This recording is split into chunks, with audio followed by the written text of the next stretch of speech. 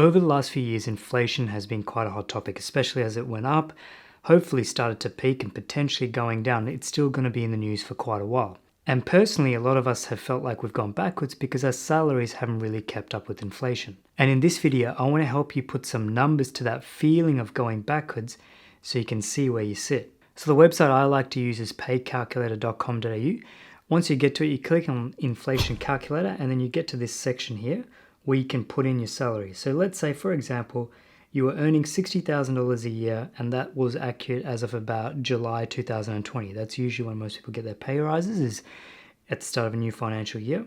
So if that's your salary and if you haven't gone up since then, you've effectively gone back by about $8,000 a year. And if by June 2025, you're not earning $73,000, you've gone backwards. And let's say you're a household earning about $150,000 a year.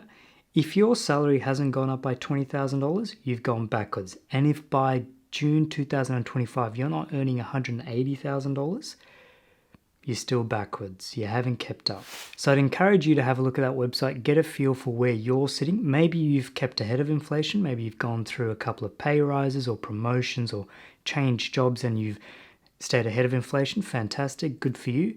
But if you're not, at least now you have a bit of a number and an idea of where you're sitting. And it's interesting, while I was preparing for this video, an article actually came out where the Reserve Bank of Australia staff rejected a pay rise offer of 10% over the next few years. It's going to be made up of 4% and then 3.5% and 3%. And I think it's an example of where the RBA staff are basically saying, 10.5%, you're having a laugh. I'll see you in the next video.